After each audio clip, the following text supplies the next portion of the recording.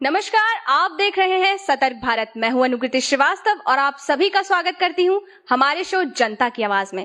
तो आज हमारे साथ हैं बॉडी बिल्डर यानी फिटनेस फ्रीक गौरव पांडे जी। वैसे तो हमने सुना है कि लोग अपने स्वास्थ्य को समय देते हैं, यानी योगा करते हैं, वॉक करते हैं, पर इन्होंने अपना सारा जो वक्त है वो दिया है स्वास्थ्य को, यानी एक्सरसाइज, कसरत और काफी सारे बॉडी बिल्डिंग कंपटीशन भी जीत चुके हैं। और इसी के साथ ना सिर्फ खुद बॉडी बिल्डिंग की ओर बढ़े हैं यानी स्वास्थ्य की ओर बढ़े हैं, बल्कि हमारे यूथ को भी हेल्थ की ओर बढ़ाते हैं। तो नमस्कार सर। थैंक यू मैम आपका कि मुझे यहाँ पर आपने इनवाइट किया है। आइए जानते हैं कि हेल्थ से इनका प्यार इन्हें कैसे साधारण से असाधारण बना लाया है। तो सर, सतर्क भारत का पहला सवाल आपसे ये है कि ये जो यात्रा है, यानी ये जो आपका खुद से प्रेम यानी और अपने स्वास्थ्य को लेकर आपका रुझान कब से रहा, कब से ये सब शुरू किया आपने? रुझान तो मेरा मतलब वैसे तो मेरा बचपन से था, क्योंकि मैं आरएसएस के स्कूलों में पढ़ा हूँ ज़्यादातर, वहाँ पर योगा ये सब चीज़ें बहुत होती थी। बट धीरे धीरे जैसी क्लास बढ़ी मेरी और मेरा पढ़ाई का लोड, क्योंकि हमारी फैमिली में पढ़ाई का ज़्यादा प्रेशर रहता था, तो हमारा मतलब ये योग सब छूट गया था। फिर धीरे धीरे मेरे अंदर कुछ ना प्रॉब्लम भी स्टार्ट हुई, मतलब कभी पेट में दर्द होना, कभी पथरी की प्रॉब्लम, छोटी मोटी, कभी सिर में दर्द है, तो कई बार डॉक्टर पर जाते थे हम बार। और बीच में धीरे धीरे जब उम्र बढ़ती गई, आगे क्लास हमारा प्रेशर बढ़ता गया, तो मेरा शरीर भी बहुत ज़्यादा वीक हो गई थी काफ़ी, और पतला उतला दिखता था। तो मेरी बहन छोटी बहन है, तो उसने मुझे एक मतलब बोला कि तू जिम जा, और वहाँ से मेरा स्टार्टिंग हुई। पहली फीस भी उसने मेरी जिम की स्टार्ट करी, और उसके बाद फिर मेरा मतलब जब से मैं ये लगातार, मुझे करीब 9-10 साल हो गए हैं जिम करते हुए, और तब से मेरे को ना वो जो प्रॉब्लम मेरी थी, जो बचपन में स्टार्ट मेरे होती रहती थी, वो सब मेरी खत्म हो चुकी हैं अभी। तब से मैं कभी डॉक्टर के पास जाने की जरूरत नहीं पड़ी मेरे को, और मैं पूरा गाइडेंस के साथ, अपने ट्रेनरों के साथ गाइडेंस के साथ ये सब चीज़ें करता रहता हूँ। तो मतलब पारिवारिक तौर पर और अपनी शरीर की वीकनेस को देखते हुए आप इस क्षेत्र में आपने आना स्टार्ट किया। तो सर, अगर मैं पूछूं कि जैसे खान पान को लेकर यानी डाइट को लेकर काफी सारे मिथ होते हैं कि रात में चावल नहीं खाते, आलू नहीं खाते, तो ये मिथ की आखिर सच्चाई क्या, और कैसे हम डाइट प्लान एक नॉर्मल इंसान की तरह रख सकते हैं? नहीं, जो चीज़ें ये इस तरह की हैं मिथ हैं, ये कुछ मतलब चीज़ें आयुर्वेदिक से रिलेटेड है हमारा, क्योंकि हमारे भारत में आयुर्वेदिक का ज़्यादा शुरू से हमारे सनातन धर्म में ऐसी चीज़ें रही हैं। लेकिन अगर मैं एक जिम की बात करूं, आप अगर बॉडी बिल्डिंग आप खेल रहे हो, मतलब अगर अभी एक प्लेयर हो, एथलीट हो, कुछ भी कर रहे हो आप किसी भी गेम में हो, तो वहाँ पे हमारा एक प्लान रहता है अलग। उस प्लान में दिन भर हमारी करीब 6 से लेके 8 हमारी मील्स रहती हैं, तो उसमें हमारे चावल भी ऐड रहते हैं। अब वो डिपेंड करता है कि हम लीन होना चाह रहे हैं, कुछ लोग मोटे होते हैं वो पतला होना चाहते हैं, कुछ लोग पतले होते हैं तो वो मोटा हो, थोड़ा अच्छे हेल्थ अपना दिखना चाहते हैं। तो उस आधार पर हमें कितनी कार्बोहाइड्रेट चाहिए, कितना प्रोटीन चाहिए, बॉडी को क्या क्या विटामिन चाहिए, तो उस आधार पर हमारा डाइट प्लान बनता है। तो उसमें हमारे चावल रात में भी यूज़ होते हैं, कई बार हमारे दिन में भी हमारे यूज़ हो जाता है। तो वो डिपेंड करता है हमारी जो मतलब जो हमारा टारगेट है, आगे हमें करना क्या है, उस पर डिपेंड करता है कि हमें कब क्या खाना चाहिए। और हमारी जो हमारा एक मतलब विजन है, वो विजन हमारा क्या है, वो डिपेंड उस चीज़ पर करता है। तो आपने एथलीट की बात की, एथलीट की डाइट जो होती है वो काफी जगह से मेरा मानना है कि वो हैवी डाइट होती है। बट एज अ जो वर्किंग यूथ है हमारी, जो काम करती है, रोज ऑफिस जाती है, उनके लिए हम अपनी डाइट में क्या कुछ ऐसा ऐड कर सकते हैं जिनसे वो दिन भर एनर्जी टाइप बढ़ी रहे उनसे? जो वर्किंग लोग हैं, क्योंकि मैं भी वर्किंग हूँ संघ में, एक मैकेनिकल इंजीनियर होने के साथ साथ मैं पार्ट टाइम मतलब ये एक प्लेयर भी हूँ और अपना वर्कआउट भी करता रहता हूँ। तो मैं तो दोनों जगह मैनेज करके चलता हूँ। होता क्या है कि वर्किंग लोग, अब डिपेंड करता है कि हमारा वर्क कल्चर किस तरह का है। एक होता है कि हम ऑफिस में बैठे हैं, बैठे बैठे काम कर रहे हैं, एक होता है कि हम फिजिकल वर्क बहुत ज़्यादा कर रहे हैं। तो फिजिकल वर्क वाले जो है उसको तो मैं ये मानता हूँ कि उसको अपनी डाइट में high protein, high carbohydrate intake ज़्यादा लेना चाहिए। और जो बैठे काम है मेरे, अगर मेरे को लगता है कि मेरा फिजिकल वर्क दिन भर ज़्यादा नहीं रहा है, केवल मैं बैठे बैठे मेंटली वर्क में ज़्यादा है, तो ऐसे लोगों को डाइट क्या है, थोड़ी हल्की डाइट लीजिए आप। और जो ब्रेकफास्ट है वो ब्रेकफास्ट हमेशा हैवी कीजिए, क्योंकि कई लोग क्या होता है मतलब माइंड में रहता है कि ब्रेकफास्ट थोड़ा खा लिया, हल्का फुल्का खा लिया, चलो दिन भर चलते हैं, दिन में हम अपना लंच कर लेंगे, रात में डिनर कर लेंगे। बट नहीं, आप शुरू मॉर्निंग में उठते ही जब आप अपने ऑफिस के लिए जाते हैं तो आप शुरू में ही इतनी हैवी डाइट ले लीजिए, दिन में फिर आप लंच हल्का कीजिए और रात को भी आप हल्का फूड लीजिए। तो आप देखना आपके अंदर खुद एक ऐसी चीज आएगी कि मतलब आप खुद एनर्जेटिक महसूस करेंगे। अब होता उल्टा ही है, लोग सुबह डाइट में मतलब लंच ब्रेकफास्ट में बहुत हल्का खाना खाते हैं, दिन में बहुत ज़्यादा खा लेते हैं, उसके बाद थोड़ा भूख लगी फिर खा लेते हैं, और होता क्या है, वो फिजिकल वर्क उनका होता नहीं है, वो बैठे बैठे काम होते हैं उनके सब, तो वो सब चीज़ें उनके फिर धीरे धीरे बीमारी भी स्टार्ट होती है उन्हें, और उनको मतलब बहुत लेजीनेस बॉडी में आ जाती है, फिर वो खुद परेशान भी रहते हैं। तो मेन रीज़न यही है कि मतलब उनको अपना शेड्यूल फिट करना पड़ेगा कि कैसे हमें अपने वर्क के अकॉर्डिंग अपने डाइट को कंट्रोल करना है। बट मेरा जो सजेशन है वो यही है कि मॉर्निंग में अगर आप ऑफिस वर्क करते हैं तो आपको हैवी डाइट लीजिए, और दिन में आप हल्का फुल्का खाना खाइए, शाम को भी हल्का लीजिए, और अच्छी डाइट लीजिए। ये नहीं कि फास्ट फूड खा रहे हो, तली भुनी चीज़ें ज़्यादा खा रहे हो, खा सकते हैं कम, लेकिन क्लीन फूड लीजिए। आप बॉइल्ड खाना खाइए, आप हल्का फुल्का, जैसे कई लोग कहते हैं कि ऑयल नहीं खाना चाहिए, मैं कहता हूँ ऑयल भी यूज करिए, लेकिन आप घी डाल लीजिए, कच्चा घी डाल लीजिए अपने दालों में। तो वो सब चीज़ें हमारी चीज़ें हैं। कुछ आप अगर आपके अंदर कुछ प्रॉब्लम, थोड़ा आप मल्टीविटामिन, कोई भी ब्रांड की मल्टीविटामिन यूज कर सकते हैं डेली लाइफ में। जरूरी नहीं कि आप जिम जा रहे हो तभी मल्टीविटामिन यूज करनी है, आप वैसे ही क्योंकि हमारे खाने में आजकल हर चीज पेप्टाइड्स और खादें यूज इस तरह की हो रही है, तो उन खानों में भी उतने सोर्सेज हमें मिलते नहीं है। तो हमें ये चीज़ें भी ऐड करनी चाहिए अपनी डाइट में, कि जिससे हमारा वर्क लाइफ बढ़िया रहे और हमें एनर्जी महसूस करें अपने अंदर।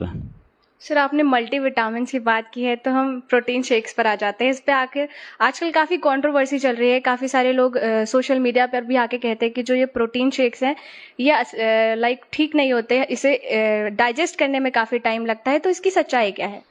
देखिए, मतलब लोग ऐसा बोलते हैं, उसके पीछे रीजन भी बहुत सारे हैं कि हमारा प्रोटीन शेक सही नहीं होता, बॉडी के लिए हमारे हानिकारक होता है। रीजन क्या है कि जो लोग सप्लीमेंट बेच रहे हैं या सेल कर रहे हैं, बहुत सारे लोग हैं ऐसे, तो अगर आप डुप्लीकेट बेचोगे या डुप्लीकेट आप खरीद रहे हो, कोई भी कस्टमर है या जो भी प्लेयर है, अगर डुप्लीकेट उसके हाथ में आ जाता है, तो वास्तव में जाहिर सी बात है कि आपका बॉडी के संग खिलवाड़ हो जाएगा, आपके संग कोई ना कोई प्रॉब्लम क्रिएट हो जाएगी। लेकिन मैं ये बोलता हूँ कि जो वे प्रोटीन है ना, वो सेफ है एकदम। वे प्रोटीन जो है वो गाय के दूध के से मिलके, उसके बाद उसके जो पनीर बनाते हैं, पनीर के पानी को हम लोग फेंक देते हैं। उस पनीर के पानी को उबाल के दोबारा, जैसे हम एक खोया बनाते हैं ना दूध से, वैसे ही उस पनीर के पानी को उबाल के उसको प्रोसेस किया जाता है एक सॉलिड फॉर्म में। सॉलिड फॉर्म में आने के बाद वो प्रोटीन होता है, वही हमारा वे प्रोटीन होता है। तो इसमें कहीं कुछ ऐसी चीजें है ही नहीं जिससे हमें कुछ नुकसान हो। लेकिन क्या होता है कि बॉडी का मेन जो सोर्स है बॉडी को मेंटेन करने का, प्रोटीन ही है। अगर आपकी बॉडी में दिन भर में प्रोटीन नहीं मिल रहा आपको प्रॉपर खाने से, तो आपको अलग से प्रोटीन शेक मैं रिकमेंड करना चाहूंगा हर किसी को, कि उसे दिन भर में, मतलब नॉर्मल इंसान को भी जो वर्कआउट नहीं कर रहा है, वो एक बार प्रोटीन शेक वो यूज कर सकता है, वन टाइम, ज्यादा नहीं, वन टाइम, एक स्कूप। उसमें ऑलरेडी रिकमेंड लिखा रहता है कि कितना यूज करना है, आप यूज कर सकते हैं। लेकिन आपका चीज ये है कि वो एक ऑथोराइज डीलर के साथ, ऑथोराइज मतलब प्रोडक्ट हो। ऐसा नहीं कि आपने कहीं से भी सस्ते के चक्कर में, क्योंकि कई सारे लोग बेचते हैं, कई लोग सस्ते के चक्कर में जाते हैं कि यार यहाँ सस्ता मिल रहा है, यहाँ से ले लेता हूँ। तो वो चीज़ें फिर अगर आपके हाथ में आ गई तो फिर आपके संग मतलब गलत ही होगा। आपके अंदर फिर नेगेटिव बैठ जाएगी कि ये चीज़ तो वे प्रोटीन अच्छा नहीं होता है। फिर आप 10 लोगों को और बोलोगे, वो किसी और को बोलेगा कि भाई ये चीज़ अच्छी नहीं होती। बट वे प्रोटीन कहीं से भी मतलब खराब नहीं होता है, बस ये है ओरिजिनल प्रोडक्ट होगा तो वो आपके लिए फायदेमंद ही होगा। तो बात क्वालिटी की है यहाँ पर। तो एक्सरसाइज और योगा को देखा जाए तो वो किस तरह से किसी व्यक्ति को शारीरिक तौर पर एक एनर्जी प्रोवाइड करते हैं, कैसी उसकी हेल्थ पर इफेक्ट देते हैं? योगा, अगर मैं योगा की बात करूं तो योगा एक डिफरेंट चीज हो गई। योग से हमें क्या रहता है कि हमारा इंटरनल मेंटल वो स्ट्रेस दूर होते हैं। और अगर हम जिम में जाते हैं, जिम में हमारा सिस्टम है एकदम अलग। जिम में हमारा क्या है, हम बाहर से अच्छा दिखना चाहते हैं, ठीक है, बाहर से हम आउटर साइड से हम हमारा बॉडी की जो पूरी मतलब डेफिनेशन होती है वो चेंज हो जाती है। वो चीज़ डिफरेंट है। मतलब हम एक, अब होता क्या, जनरली हर किसी की सोच होती है मुझे कैसे बनना है। मेरे को अगर मुझे इंटरनली अच्छा रहना है, इंटरनल मेरे को मेरे सिस्टम सही करने हैं, तो मुझे योग भी बहुत जरूरी, योग भी मतलब इंपॉर्टेंट चीज़ है। आपका मेंटल स्ट्रेस दूर होती है, इंटरनल आपके ऑर्गन्स बेटर होते हैं उनसे। और अगर आप जिम जाते हैं, जिम जाने से भी चीज़ें अच्छी होती हैं, बट आपकी आउटर चीज़ें ज़्यादा फिट होती हैं उससे। आपकी मसल्स अच्छी दिखेंगी, आप कपड़े पहनोगे अच्छे दिखोगे आपको, क्योंकि फर्स्ट इंप्रेशन बाहर से ही पड़ता है इंसान का। तो आप बेटर दिखने की कोशिश करोगे हर जगह। तो ये जो दोनों चीज़ें डिफरेंस हैं इन चीज़ों में। तो क्या आप योगा या मेडिटेशन को अपनी लाइफ में किसी तरह से कंट्रीब्यूट करते हैं? हाँ, मैं करता हूँ। मैंने योगा के कोर्स भी किए हुए हैं, मेडिटेशन के। श्री रविशंकर के जो कोर्सेज होते हैं, श्री रविशंकर जी हैं, उनके मैं कोर्स के साथ कई बार मैं कोर्स कर चुका हूँ। और मैं हर संडे उनका एक प्रोग्राम होता है, ऑलरेडी मैंने कोर्स किया, तो संडे उनका एक सुबह और शाम 1-1 घंटे का मेडिटेशन का प्रोग्राम होता है। तो वो मैं अपनी लाइफ में करता हूँ डेली। और जो ये हेल्थ कॉम्पिटिशन्स होते हैं, इसमें काफ़ी सारे जो नेगेटिव कॉम्पिटिशन माना जाए उसमें एस्ट्रॉइड का यूज़ होता है, तो उसके बारे में आप क्या कहना चाहेंगे?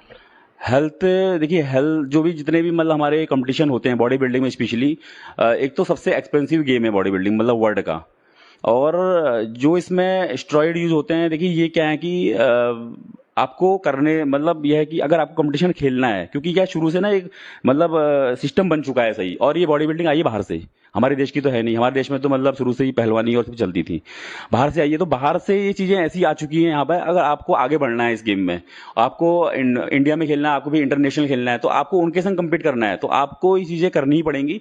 डिपेंड करता है, क्योंकि ये जो स्टेरॉइड होते हैं ये क्या है कि ये हार्मोन्स हैं, और यही हार्मोन्स हमारी बॉडी में ऑलरेडी पहले से होती ही हैं। बट डिफरेंट क्या, जैसे हमारी एज बढ़ती है, हमारे धीरे धीरे हमारी एज बढ़ती जाती है, तो हमारे ये हार्मोन डाउन हो जाते हैं।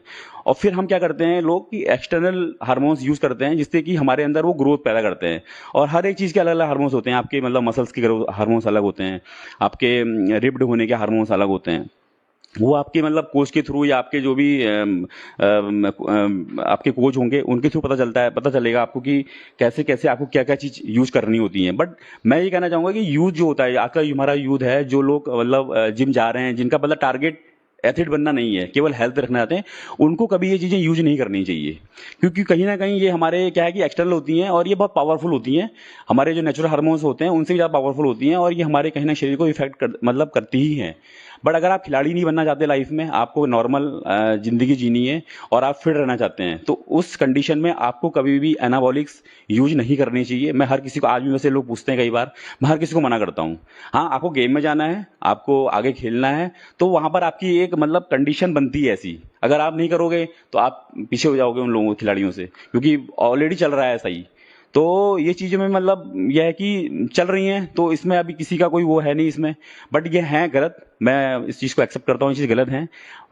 और जो बॉडी बिल्डर्स भी होते हैं वो भी इस चीज़ को ऐसे नहीं लेते कि मतलब उनका मन आया तो उन्होंने ले लिया। वो भी पूरे गाइडेंस के साथ, डॉक्टर उनके साथ होते हैं, अपना चेकअप करवाते हैं, हर एक गाइडेंस के कितना उनको यूज होना है, वो चीज़ें कंजप्शन उनकी बॉडी में होनी है, उस पर डिपेंड करता है। इसकी पूरी मतलब एक कैलकुलेशन बनती है एक कि, और इसके पूरे कॉम्बिनेशन बनते हैं। आपको जैसे क्या क्या यूज, जैसे डॉक्टर होता है ना कि ये मेरे को कुछ बीमारी है, क्या क्या इस दवाई के संग कौन सी कैप्सूल खानी है, इसके संग कौन सी चीज़ खानी है, तो वैसे इसकी भी एक कॉम्बिनेशन बनता है। उस कॉम्बिनेशन के थ्रू ये चीज़ें एक बॉडी बिल्डर हो या कोई एथलीट हो वो यूज करता है। बट यह है कि आप अगर बॉडी बिल्डर नहीं है या कोई खिलाड़ी नहीं बनना है, आपका वो टारगेट नहीं है, आप एक नॉर्मल हेल्दी लाइफ जीना चाहते हैं, तो आपको किसी को भी ये यूज बिल्कुल भी नहीं करना चाहिए। एकदम ही गलत है, और बहुत ज़्यादा गलत है। मैं हमेशा ये कहूँगा कि कभी भी यूज ना करें। केवल आप नॉर्मल वे प्रोटीन यूज कर सकते हैं, वे प्रोटीन के लिए कोई गलत नहीं है। वे प्रोटीन यूज कीजिए, मल्टीविटामिन यूज कीजिए, कैल्शियम यूज कीजिए। आप अदर कई सारी मतलब प्री वर्कआउट आता है, BCAA आती है, चीज़ें यूज कर सकते हैं। बट एनाबॉलिक्स बिल्कुल यूज मत करिए। सर, जैसे कि जो क्रॉनिक डिसीज होती है, थायराइड वगैरह, और हमने ये भी देखा है कि बॉडी बिल्डर इवन ज़्यादा हार्ट रेट, यानी उनको भी, मैंने जैसे सिद्धार्थ शुक्ला को ले लीजिए, वो काफ़ी ज़्यादा फिटनेस फ्रीक थे, बट स्टिल उनकी जो डेथ हुई थी वो हार्ट अटैक से हुई थी। तो कुछ तरीके के एक तो क्वेश्चन ये हुआ कि थायराइड और क्रॉनिक डिजीज में हेल्थ टिप्स क्या हो सकती हैं, प्लस जो बॉडी बिल्डर्स होते हैं उनको भी काफ़ी सारे प्रिकॉशंस लेने पड़ते हैं ताकि उनके साथ ऐसा ना हो, तो वो प्रिकॉशंस क्या है? थायराइड में इनमें क्या है ना, इन चीज़ों में इन चीज़ के लिए टिप्स तो यही है कि मतलब आप अगर मेरा मतलब जो अपना एक्सपीरियंस है वो ये है कि अगर आप बॉडी बिल्डिंग कर रहे हैं और उस खेल में हो आप, और आप ये सब चीज़ों का यूज कर रहे हैं, इस्तेमाल कर रहे हैं, तो आपको अपने साथ साथ ना योगा को भी मतलब लेना चाहिए। और योगा में मैं कहता हूँ, ये नहीं कहता बहुत ज़्यादा कुछ आप लो, आप अनुलोम विलोम, कपालभाति, इन चीज़ों को ही करो। और एक हफ्ते में भी एक बार करोगे तो आपके अंदर ये चीज़ें, कि मैं मतलब ये मेरा अपना एक्सपीरियंस है, ये चीज़ें होंगी ही नहीं। और डाइट आपकी क्लीन डाइट होगी, आप अपना टाइम टू टाइम लेते हो। कभी कभी क्या होता है कि हम खिलाड़ी तो हैं लेकिन हम डाइट नहीं ले पा रहे हैं किसी ना किसी वजह से, या हम पर कुछ पैसों, कई कई प्लेयरों पर पैसों की दिक्कत भी होती है, वो अपनी खर्ची नहीं उठा पाते।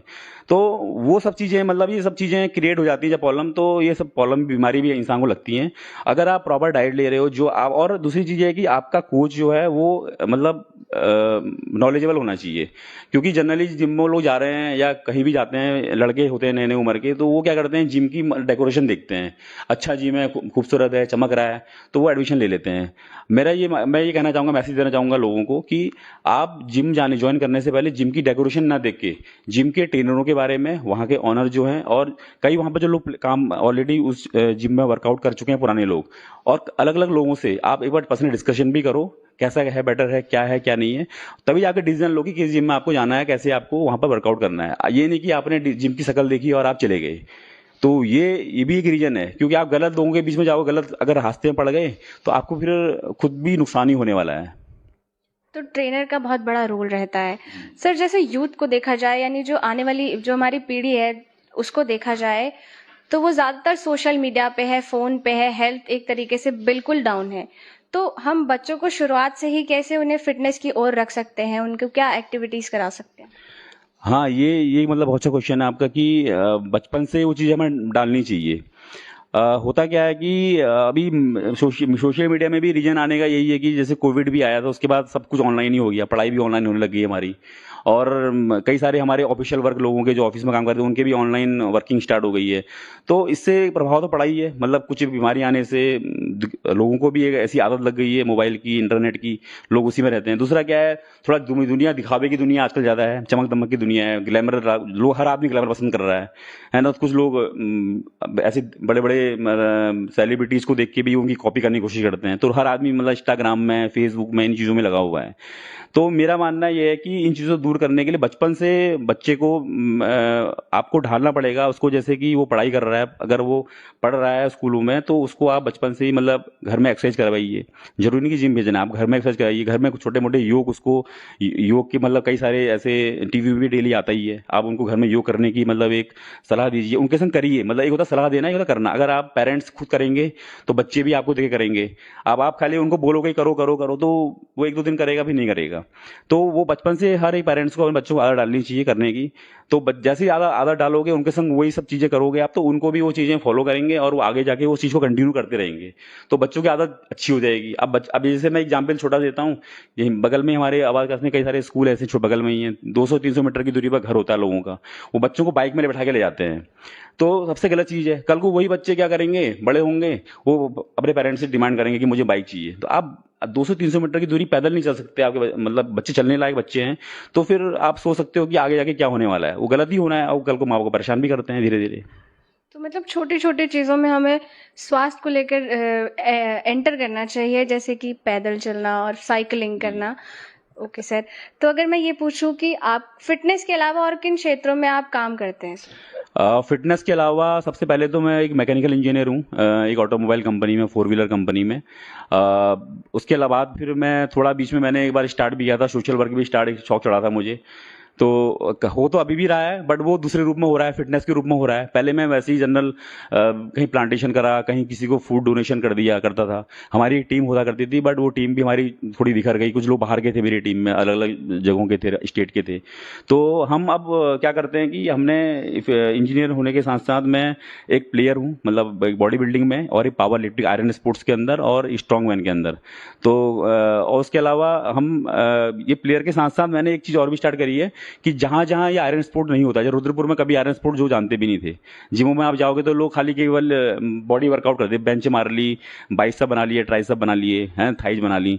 लेकिन लोग डेड लिफ्ट और स्क्वाट्स और बेंच प्रेस ये जानते हैं कि पावर लिफ्टिंग का हिस्सा है, और कैसे कौन से रूल की। मैं खेलने गया तो मैं यहाँ से 2 बार टीम लेके गया हूँ।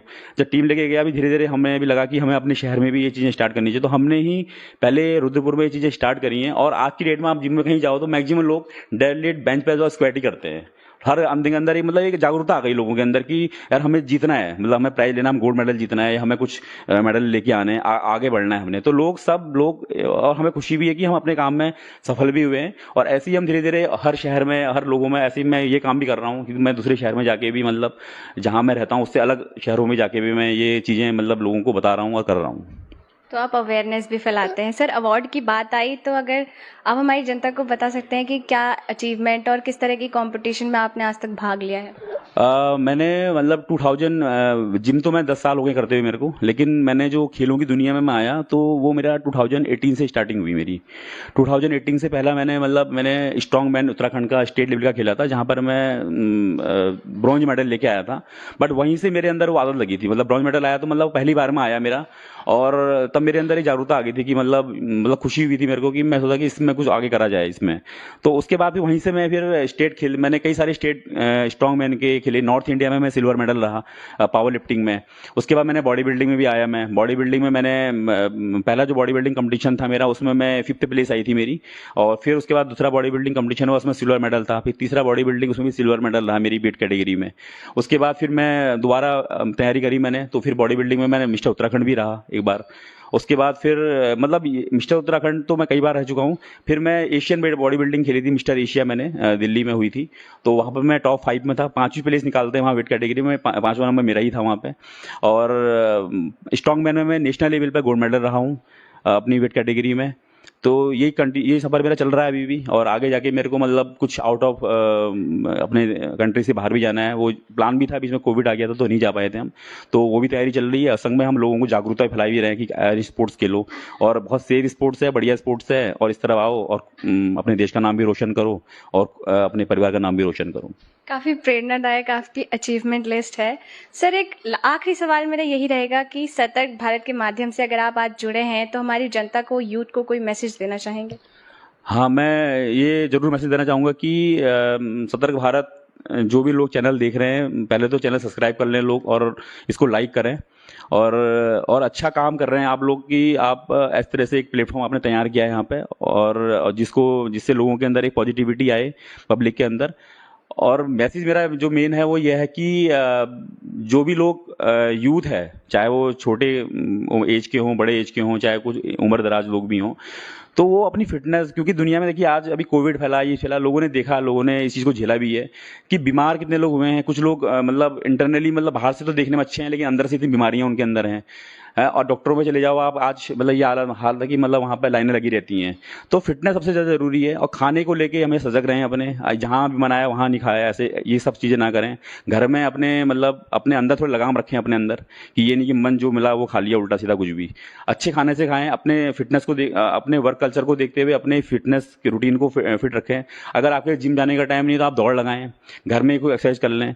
बहुत सारे चैनल हैं, यूट्यूब चैनल हैं, टीवी में बहुत सारे ऐसे चैनल आते हैं जहाँ पर आपको एक्सरसाइज दिखाई जाती हैं, आप वो देखें। और अगर आप ये सब करेंगे तो फिट रहेंगे। और फिट रहना ही मेरे हिसाब से ज़िंदगी में सबसे ज़रूरी है। अगर शरीर आपका आपके साथ है तो आप पैसा तो बाद में भी कमा लोगे। बट उल्टा हो रहा है अभी दुनिया में, हो क्या रहा है कि लोग पैसे के पीछे जरूर भाग रहे हैं, बट हेल्थ का उनका अता पता ही नहीं है कुछ।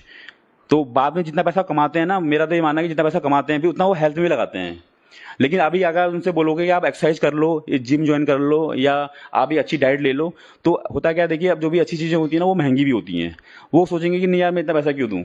लेकिन उनको बोलोगे कि कल को बीमार हो जाए, डॉक्टर उनको बोलेगा कि लाओ 50,000 रुपये जमा करो, तो तुरंत करेंगे वो। उस समय वो ये नहीं सोचेंगे कि यार मेरी मतलब ये बहुत महंगा ले रहा है डॉक्टर, क्योंकि उनको अपनी जान प्यारी होती है उस समय, क्योंकि उनकी जान पर आई होती है। बट वो सही होते हैं जब, तो सोचते हम सही हैं, बट सही होते नहीं, अंदर से इतनी प्रॉब्लम होती है उनके अंदर। तो मेरा ये कहना है सभी लोगों को कि वो अपनी फिटनेस सबसे ज़्यादा इंपॉर्टेंट है ज़िंदगी में। जरूरी नहीं कि आप बॉडी बिल्डर बनो, आप बहुत बड़े प्लेयर बनो, जरूरी नहीं है। आप नॉर्मल रहो और अच्छा खाना खाओ, अपनी थोड़ी सेहत को ध्यान में रखते हुए थोड़ा अपना रोड में दौड़ लो, किसी फील्ड में दौड़ लो, आप घर में थोड़ी एक्सरसाइज कर लो, जंपिंग कर लो, कई सारे चैनल है उनको फॉलो करो, योगा करो घर में, मेडिटेशन करो, उससे आपकी मेंटल स्ट्रेंथ भी अच्छी रहेगी, सोचने की पावर अच्छी रहेगी। तो ये सब चीज़ें हैं जो आपको मतलब अपनी हेल्थ के लिए आगे बढ़ा सकती हैं और आप एकदम खुश रह सकते हो। तो मतलब फिटनेस सबसे ज़्यादा इम्पॉर्टेंट है।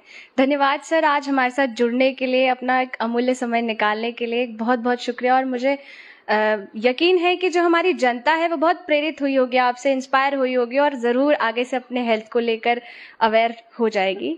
तो कल फिर मिलेंगे एक नए अतिथि के साथ। देखते रहिए सतर्क भारत। मैं अनुकृति श्रीवास्तव अपने साथी जगजीत सिंह के साथ विदा लेती हूँ।